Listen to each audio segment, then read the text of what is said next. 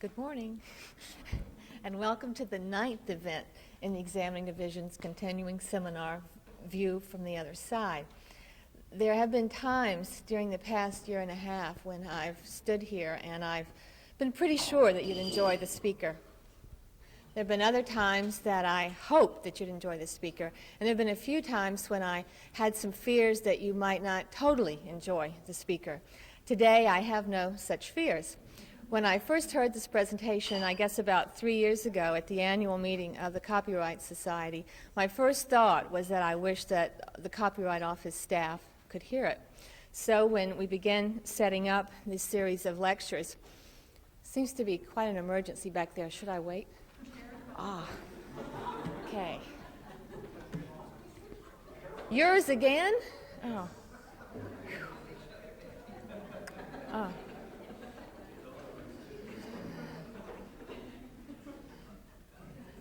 So,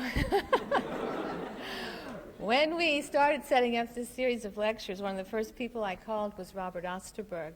He has a very busy schedule, and we've had a hard time making this connection, but today he's in town for the ABA conference entitled Changes in Intellectual Property Law in the 80s, a midpoint assessment of a decade of exceptional change. He's going to be speaking there in the afternoon and has graciously agreed to spend his morning here with you.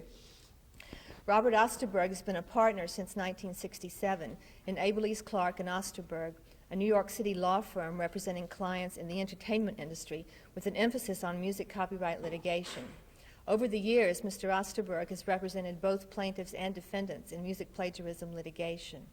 He was responsible for the defense of the plagiarism claim against the Bee Gees for How Deep Is Your Love, and the presentation of the plagiarism claims by MCA for infringement of Boogie Woogie Bugle Boy, and by Herald Square Music for infringement of Day by Day. He is the author of the analysis of the role of striking similarity in proving access and copying in music plagiarism cases, published in the October 1983 issue of the Tennessee Bar Association Journal of Copyright, Entertainment, and Sports Law. I hope you're prepared to be entertained. I'd like you to please welcome Robert Osterberg.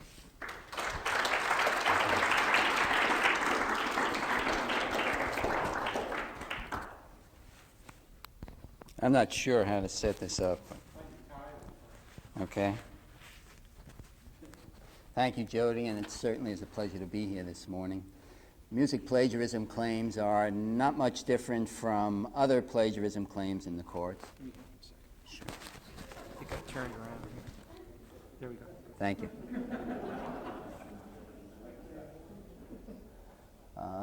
You have to worry about basic issues such as access and copying and substantial similarity.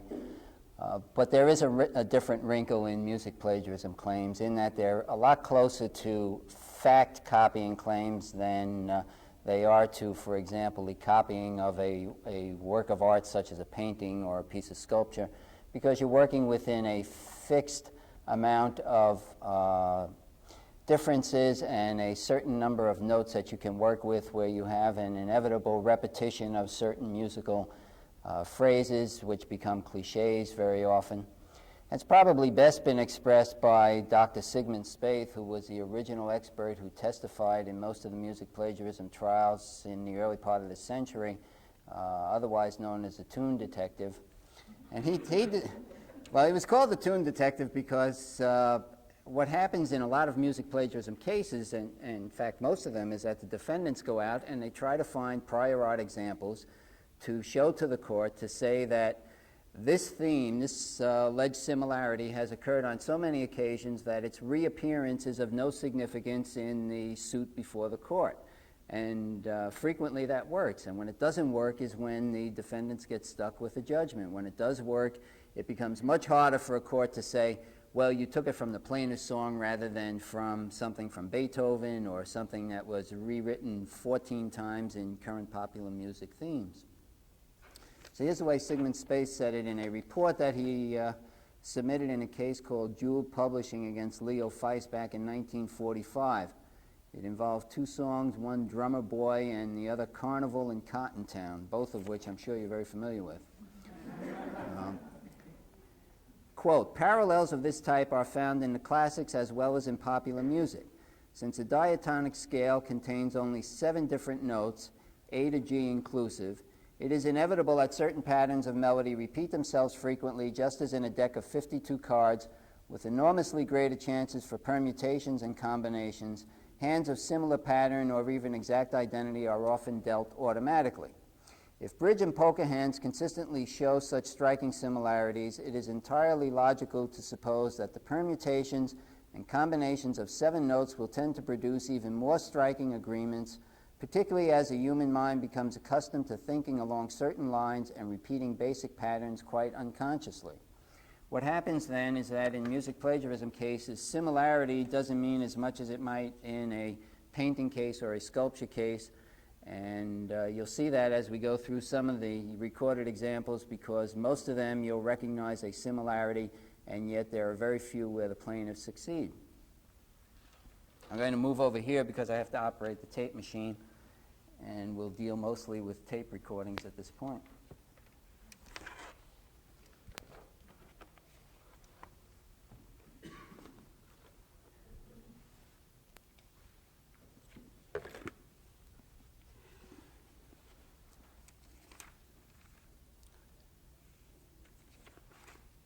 The first recorded example is going to be from a case called Granite Music against United Artists Corp.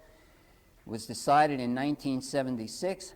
It involved a claim that the song Hiding the Wine from a motion picture called The Secret of Santa Vittoria infringed upon the copyright in a song called Tiny Bubbles. The claim was based on a 4-note sequence which resulted by repetition in 16 of 19 consecutive notes being the same. And the defendant relied on the differences in rhythm. Bubbles, he said, is a smooth, even rhythm, while Hiding was dotted and angular. But when you listen to it, you're going to raise, or at least reach your own conclusion as to whether or not the similarity was there. The plaintiff did not succeed in that case, primarily because the similarity was a commonplace musical phrase that occurred in many other songs, and some of the examples they gave was Westminster Chimes and in the Blue Ridge Mountains of Virginia. First you'll hear Tiny Bubbles, then you'll hear Hiding the Wine.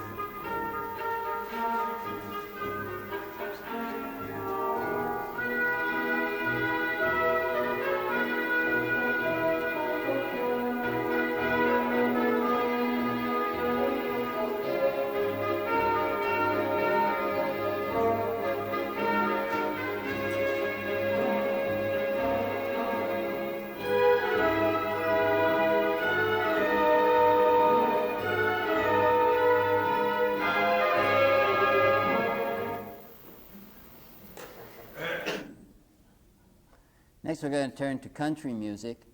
This is a case that was tried in 1982 before a judge down in Nashville. It involved a claim that Charlie Daniels had plagiarized a song by John Loudermilk called Bad News with his song that was considerably popular in the country field called Long-Haired Country Boy. It was a very good case from both sides. The plaintiff was able to prove all his essential elements, and the defendant had some great prior art that was relied upon in the case. One of the pieces of prior art being Folsom Prison Blues. Eventually, the case was decided by the judge just on the credibility issue. Everything else being in place, it was a question of whether the judge believed Charlie Daniels copied or didn't copy. And Charlie Daniels just put on a great show before the judge and convinced him that he did not copy. So I'll play Bad News and Long-Haired Country Boy, and then it's followed by Folsom Prison Blues, which was the main piece of prior art, and again, you'll hear for yourselves the similarity.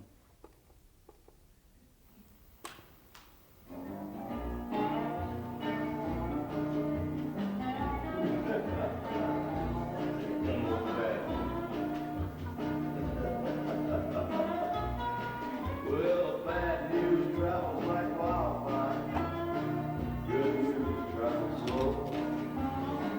They all call me wildfire, 'cause everybody knows I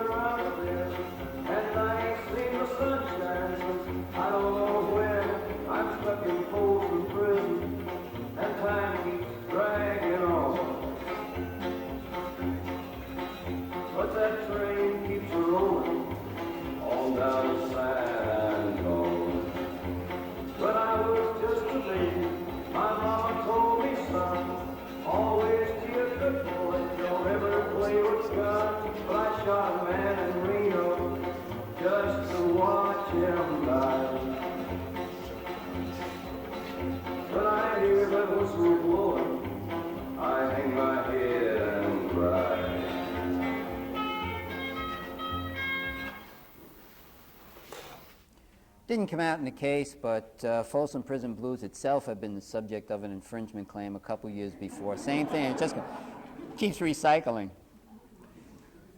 The next case is the Bee Gees case, which was a case that really went off on the issue of lack of access, but it had a tremendous amount of musical similarity. It's a double similarity case in that there were two separately identifiable musical themes that not only were in common between the two songs, but they were in common in the same place between the two songs. And certainly with that kind of presentation, the plaintiff had a very good presentation to make before a jury, which I find frequently focuses more on similarity than it does on legal issues. And in fact, the case was won by the plaintiff before the jury, with an expert who came in and testified that the similarities were such that he couldn't imagine any two songs having such similarities being created independently. But because of the lack of access, the judge threw out the jury verdict, and that was affirmed on appeal. In effect, the appellate court saying somewhere along the line you have to show that the defendants had a reasonable opportunity to copy the song, and in this case the plaintiff's song had been uncirculated except to a couple record companies and was never hooked up with the defendants, the brothers Gibb, who were the Bee Gees. I'm going to play first the two songs, and then I'll play a trial exhibit that was used to try to illustrate that the defendant's song, How Deep Is Your Love, was being accused in portions that really weren't the essence of the song, and that the real essence of the song was portions that were not part of the alleged similarities or the actual similarities.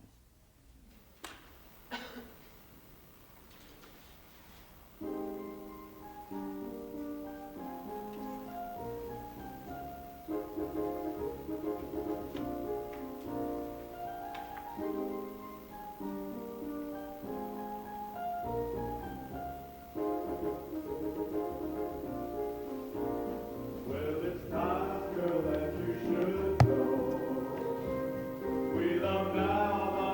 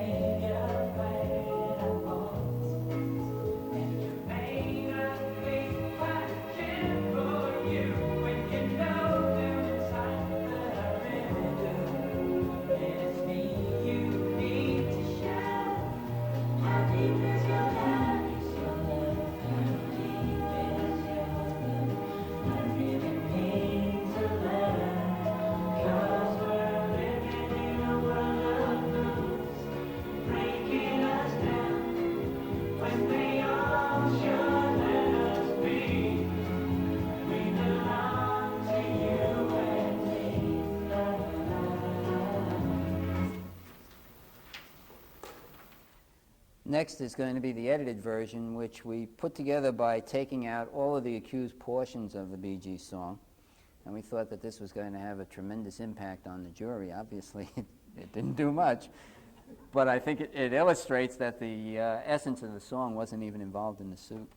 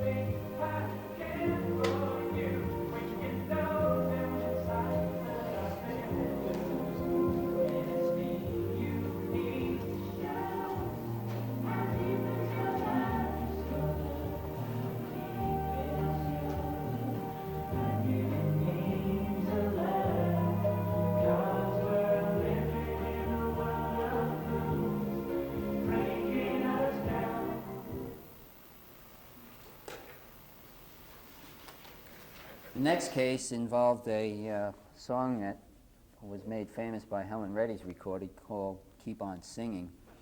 And the plaintiff's song was called Kept On Singing. This is one that involves a claim based on similarity of lyrics as well as the music.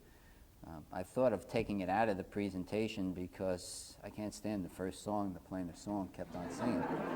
And if you have to hold your ears, hold your ears. There isn't much to say about this case except that the similarity is considerable, and again, it was a problem with access. The judge refused to dismiss it on lack of access and was going to try the case until it was settled on the eve of trial.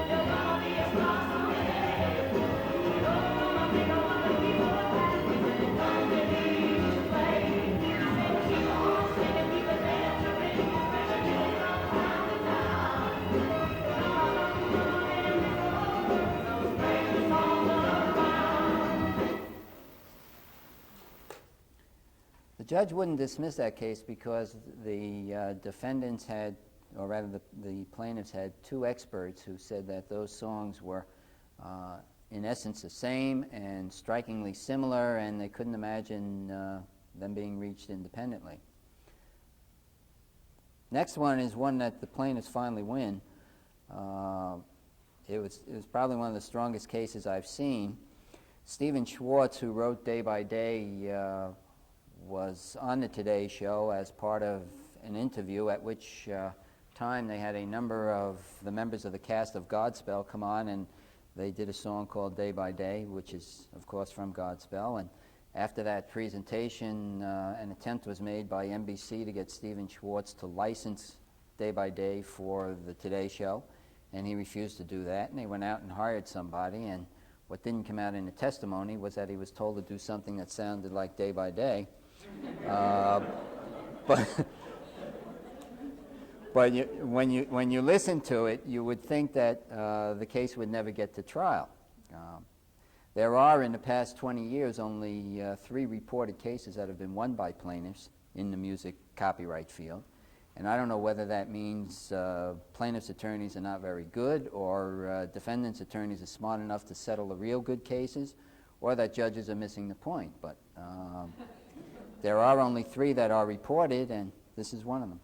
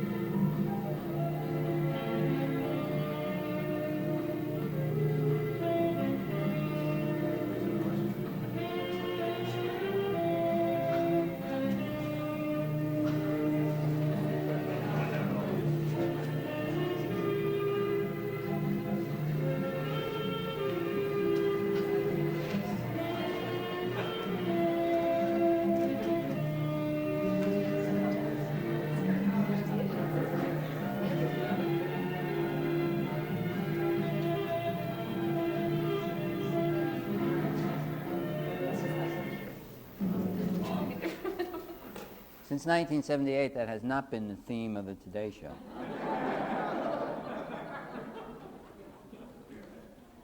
The next one is X-rated. Anyone who has sensitive ears, just cover them up or leave or whatever you want to do. The real fight in this case came over the fair use question, whether or not a defense of parody was appropriate, and the courts ultimately held that it was not. There's a lot of similarity throughout, both in the melody and the rhythm, but there are a couple things that you might listen to, one of which is an unusual break in the middle of the song about he's in the Army now, which is characteristic of both songs and not really characteristic of any other works. And the defense that was raised in the case about the boogie-woogie bass line and the general feeling and general musical similarities among boogie-woogies being so common that you couldn't say that there was a particular significance or characteristic of boogie-woogie bugle boy that was worth protecting was rejected by the court. So that you find even in an area such as boogie-woogies where everyone knows when you hear, or I think everyone knows when you hear a boogie-woogie, it's a boogie-woogie, you still can get a protected or protection from the courts. And this was the second case that was won by plaintiffs.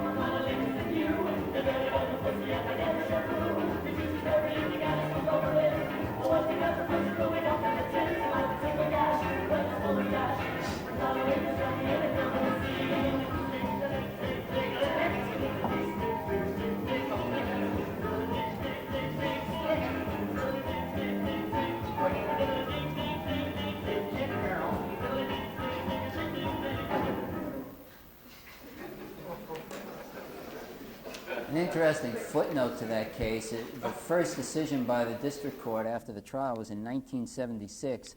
This week we signed the settlement papers disposing of the last appeal in that case. The next one is an interesting case only because of the musical structure, being both an answer song and a rap record. You generally get rap records that have I think a lot of the rap background sounds alike to begin with because it's generally a very simple background, but it's not often where you get it as an answer record as well. And what an answer song is simply the lyrical content responds to the lyrical content of the original song, but doesn't really copy any of it. And I don't know if you remember Shep and the Limelights, but Shep did a song called Daddy's Home and a song called 1,000 Miles Away, both of which were hits, and one was an answer to the other, and in fact, Daddy's Home was found to be an infringement of 1,000 Miles Away. But the answer was found in the lyrics, and in that case, Shep came in and said, oh, I really didn't copy from 1,000 Miles Away when I did Daddy's Home, and some of the lyrics just made the court reject that entirely, didn't find that testimony credible. So this case never went to trial. It was settled almost immediately as soon as it was brought, and we think it was because the similarity in the musical background was such that there was no way they could escape it.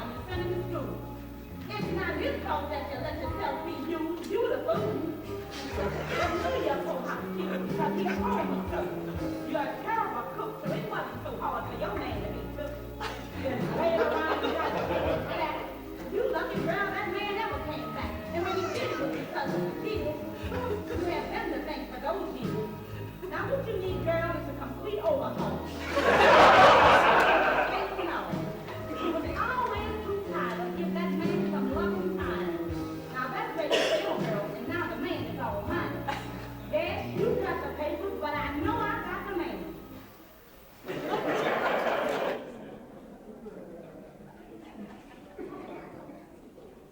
going to go back to country music again, and this was a case that I thought could be defended. There was a lot of good prior art in it. It was settled. It never really went to trial. But last year we used it to do a mock preliminary injunction hearing at the annual Copyright Society meeting, and we had Judge Richard Owen from the federal court in New York sitting in as a guest of the Copyright Society, and he presided over the trial of the mock hearing. He didn't have any trouble finding infringement in the case. He's the one who also decided the Harrison case, which we're going to get to later. But you'll hear the music yourself.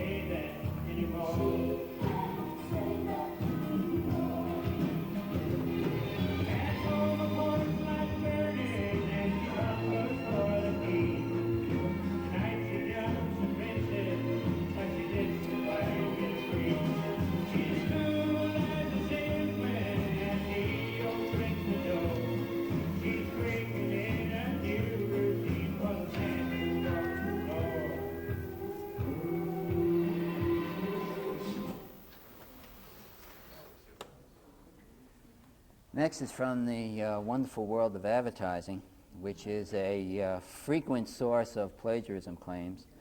Very few of them get to trial. This one did get to trial. There's no reported opinion on it, but when we get to the end of the end of the examples, I'll tell you what happened. First, we started with General on My Mind, which the advertiser wanted to use.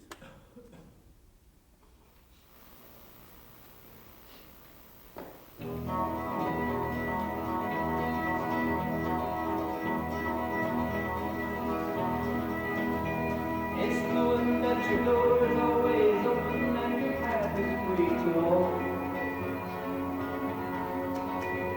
That makes me tend to leave my sleeping bag rolled up and stashed behind your couch. And it's knowing I'm not shackled by forgotten words and bonds, and that each page that is right upon some line that keeps you in the back roads by the rivers of my memory. It keeps you urgently on my mind. It's not clinging to the rocks and I ain't planted on their columns now that find me. Our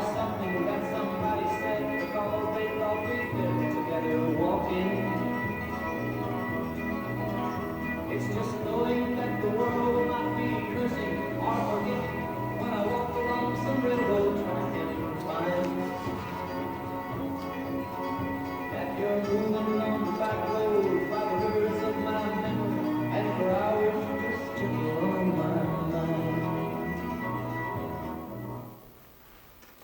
Creative people at the advertising agency said that's a great song to work with. Let's do a commercial for Avis. Here it is.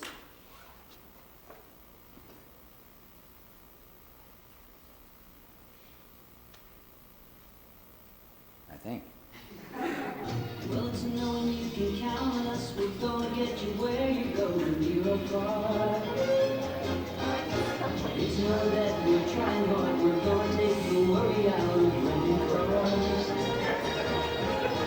It's knowing Avis has the cars, the service, and the rates you want, so you will find. At Avis, you're leaving your worries behind. Avis is taking the worries out of renting a car. We'll keep your reservation for 12 hours, so if you're late, Unbelievable. I can still try and get you a car. Who's that guy? Where is he waiting before you get him? Avis tries hard to make your rental car one thing you don't have to worry about. Yes, no Avis, people trying hard to give you service of a special kind.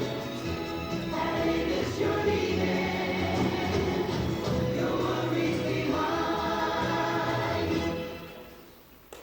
The advertising agency went to the publisher and said, we'd like to get a license to use General on My Mind for this commercial, and the publisher went to John Hartford, who wrote General on My Mind and has had one hit in his entire life, and it happens to be this song.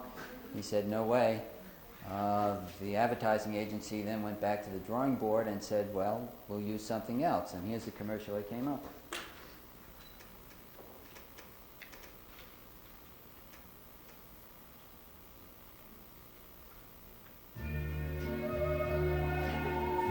That's not the commercial. I don't know what happened to my tape and my, well, maybe it's mixed up. Anyway, this is a song they said they licensed for the commercial. The commercial didn't sound much different from the first one you heard.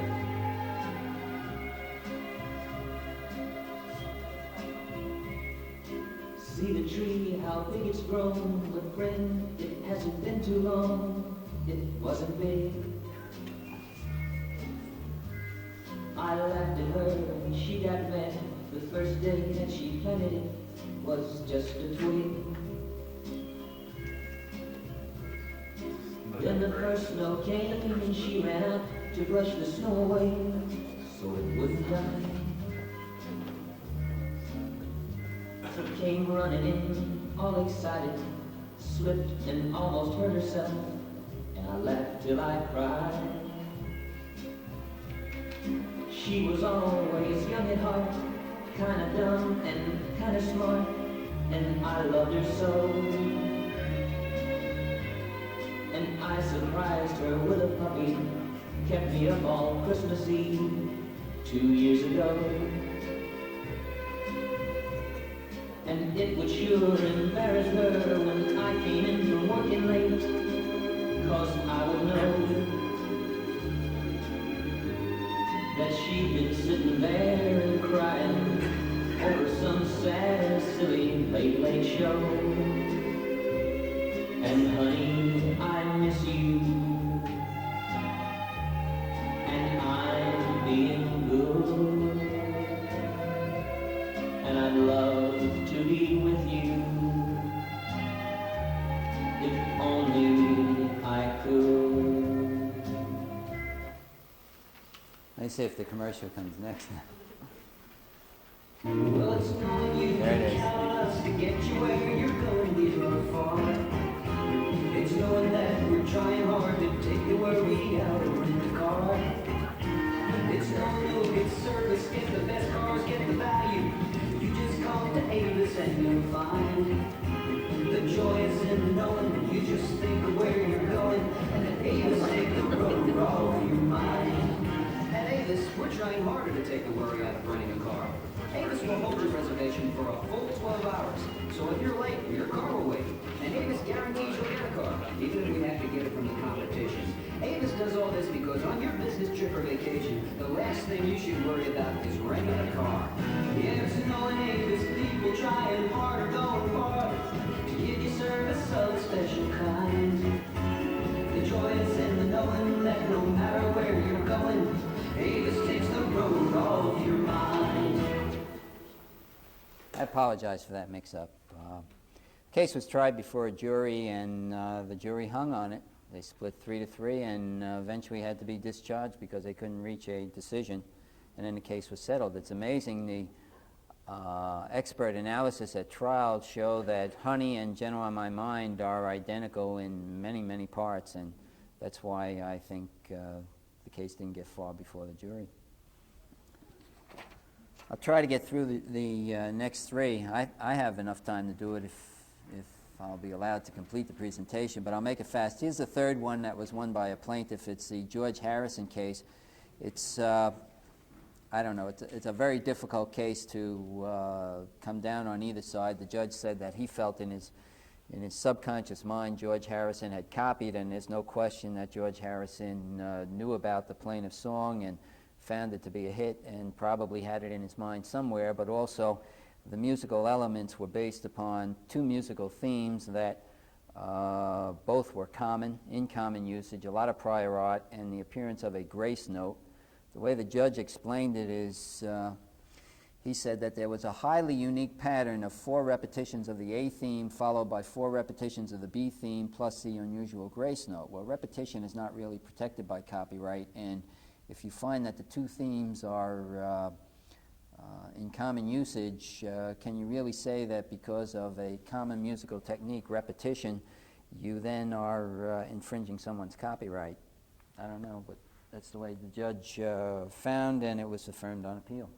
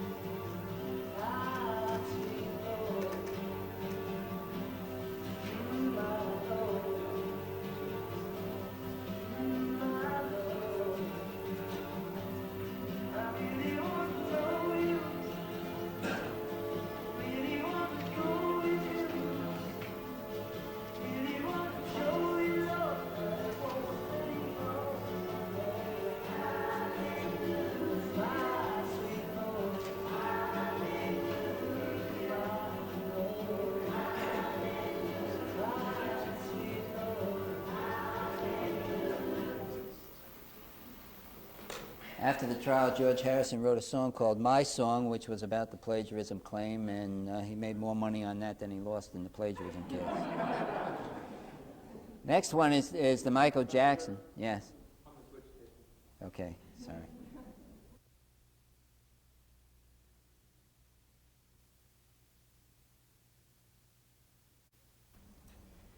Next is the Michael Jackson case that was tried before a jury out in Chicago. Michael Jackson has been sued all over the country by I don't know how many different people as soon as they found out how successful the Thriller album was for a number of songs in the Thriller album. This one, The Girl Is Mine, which was a duet that he had done with Paul McCartney, was just another one of the suits that was brought against him at the time he was riding the height of success. And coincidentally, he was sued also down in the Nashville federal court for infringement by someone else who had written another song that was claimed to be infringed by This Girl Is Mine. He won both cases. This one was tried, the one in Nashville was not. But obviously he couldn't have copied from both songs. The jury, according to the newspapers in Chicago, originally were on the initial vote 4-2 in favor of infringement, and then eventually were turned around by 2 people on the jury.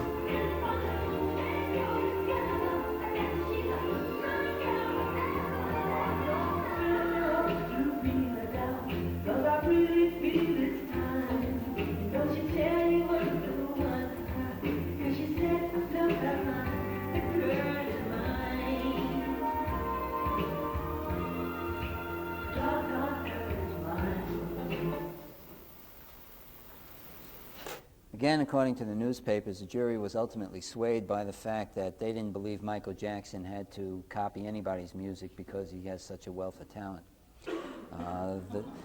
The jury in the Bee Gees trial did not buy that at all, both in Chicago, by the way. And that's what happens with juries. You just can't tell with them. Now we're going to go back to the advertising world. For 15 years, Budweiser used a melody of Steve Carmen's called When You Say Bud, You've Said It All to advertise their beer.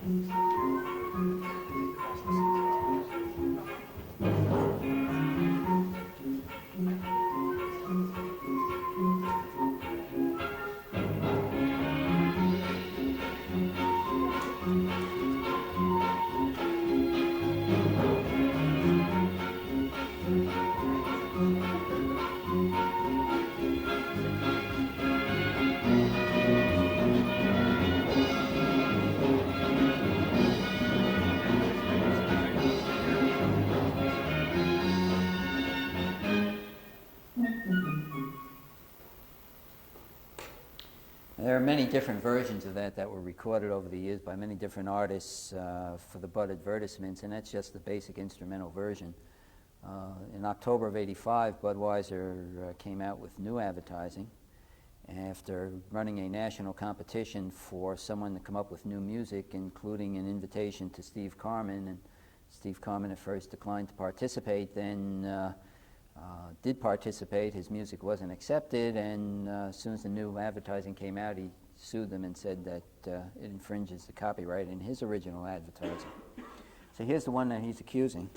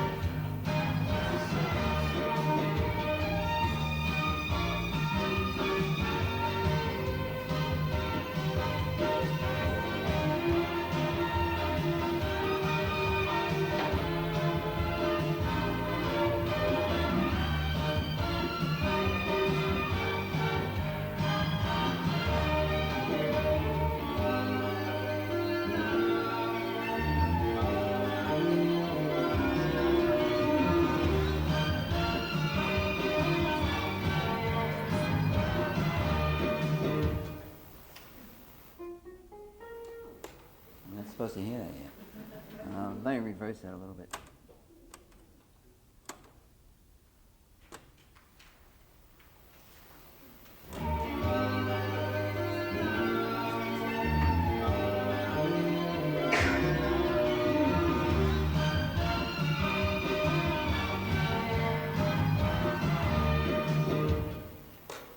Now you might wonder how we get across to the jury a point about similarity in music, and there are several ways to do it. One, of course, is recordings, and you've heard examples of some of the recordings that may have been used. The edited version in the Bee Gees is another example, and I'm going to play you another one in a minute. But charts are frequently used, and one of the most common illustrations of musical similarities is a chart I'll show you now from this case that was not actually used at trial but prepared for the case. Involves a comparison with a third work of art called, or a third musical work called Guantanamera.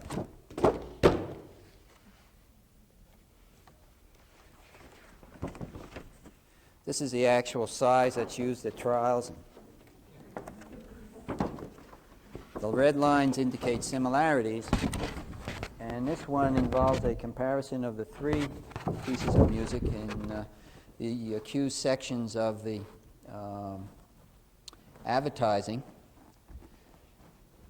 And if you see, this line is Guantanamera, then comes When You Say Budweiser, the Steve Carmen work, which is the plaintiff's work, then the defendant's work, and then Guantanamera again.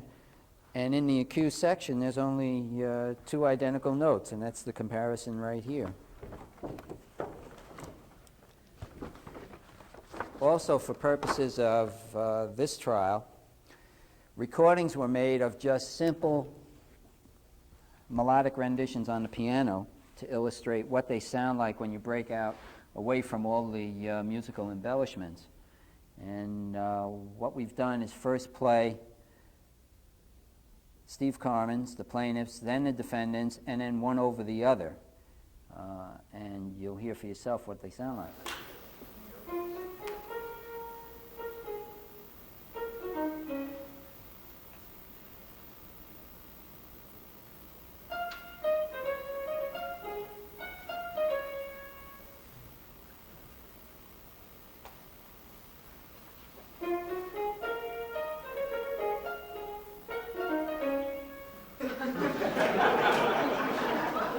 That's it. I call it the ultimate de minimis claim, but I'm prejudiced on it. I participated in the defense of the case. The case was tried in January, and there's no decision yet, so you can think about it, and you'll find out what happened. Thank you very much. That's all I have.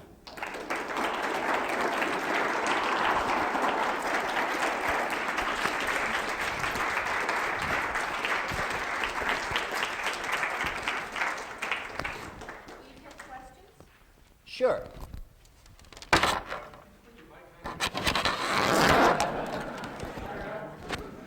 See if I do it right.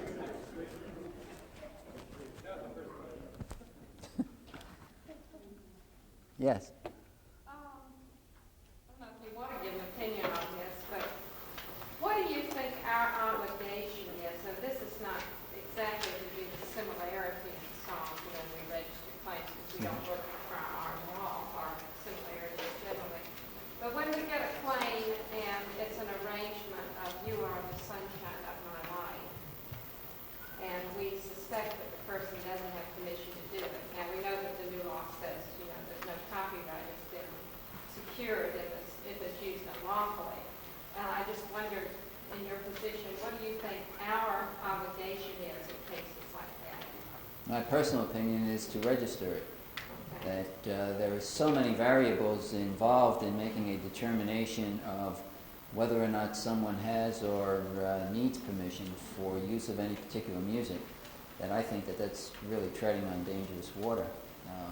But let me also add to that I'm from the old school that believes basically the application should be registered as submitted as long as they are in technical compliance with the law and in terms of the sufficiency of originality, that is something that should be left for the courts. And I know that that's no longer the case. I've had some fights with the office over things that I thought should have been registered that wound up just not getting registered for lack of originality. And I think that's a decision that's really a legal decision, but I know it's becoming more of a Copyright Office decision. But I think you should just register.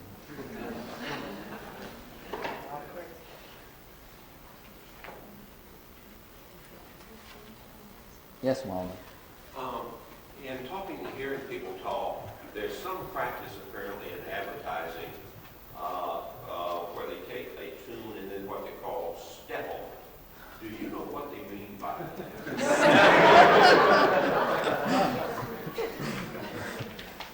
No, I've never heard that expression, so I can't imagine what they mean by it. But what's happening frequently in the advertising business is that they are trying to get licenses to use material, or if they're not trying to get licenses to use material, they are finding a great deal of potential use in popular music, and they are trying to work with popular music in such a way that they can embody virtually everything that has appealed to the consumers without actually touching the musical elements. And we find more and more that they're taking things that sound alike, or they're making things sound alike, and they are avoiding what would be a traditional analysis of musical infringement, because when you look at it and you break it down to the notes, it just isn't there in terms of the melodic analysis, but you find all the embellishments are there and the sound is there. And I don't know whether the courts are eventually going to deal with that on an unfair trade practices element or not, but the traditional answer has been imitation is not actionable. And the only thing that's come close to that lately has been a case involving a Jackie Onassis lookalike in New York, where the advertising agencies used a whole bunch of lookalike personalities in the background, And the court said you can't do it. So maybe now there's hope for the people who sing songs, for example, the most popular artists, and then something sounds like their voice on an advertisement. Traditionally, they couldn't recover. Maybe there's a chance now. Yes? I was just curious about the General on My Mind, Avis case. Which song came first, General on My Mind or Honey? General on My Mind came first. Honey came next. John Hoffer was asked about that during the course of his deposition testimony, and in fact during the trial, part of that was read into the record. And his unfortunate explanation, I say unfortunate because it didn't really help him very much, was that because that was another song, he wasn't really concerned about the similarities in it, but he was concerned about the similarities with an advertisement.